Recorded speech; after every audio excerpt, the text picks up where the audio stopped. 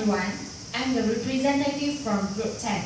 Today I'm going to present about Barings Bank collapse. Barings Bank was found in 1763 by Sir Francis Baring, and Barings Bank actually was a merchant bank. Nick Leeson was the man who joined Barings Bank in Jakarta. He was born on 25th of February in 1967. He joined Baring to short throw back an office mess involving £100 million of share certificates.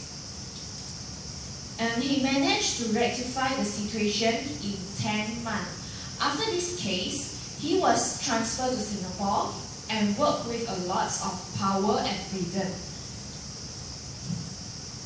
He was also employed by the Barings Bank to profit low-risk arbitrage opportunity between derivative contracts on the Singapore Mercantile Exchange and Japan's Osaka Exchange.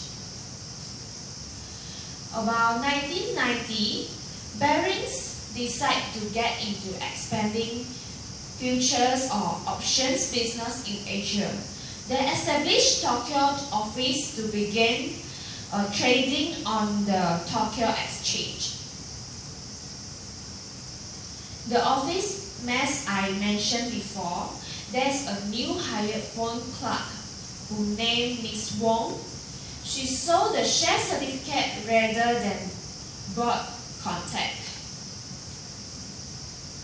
The London office ran Nick Leeson's request, and he went to Singapore in April of 1992.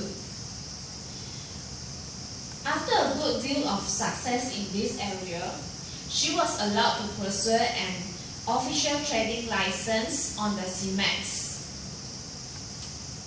And he was then given some discretion in his execution, which means he could place order on his own. That means he had a lot of power and freedom on his job. After that, after he given the rights to trade, Leeson still supervising the accounting and settlement. And the London office of Barings was always concerned that Nick Leeson was always making a lot of money, and they never saw the loss and rarely questioned his request for the fund to cover his loss. Actually, he requests a lot of fund to cover his loss, especially for the office girls case. And the office girl, Miss Wong, who sell the wrong amount of share certificate instead of buying, she made a lot of loss in Barings Banks. And the man who named Nick Leeson was trying to cover it up by get around the accounting control. This is because Nick Leeson has a lot of power. He can control the accounting and the settlement in his jobs. And he also opened a secret trading account that was numbered by number 8 to facilitate his surreptitious trading. At the beginning, he lost a lot of money and he kept increasing his bet, which only made him lose more money and never gain. In 1994, Barings management remained blackly unaware, and Leeson fabricated £28.55 million in false profits, securing his reputation as a star trader and gaining bonus for Barings employees.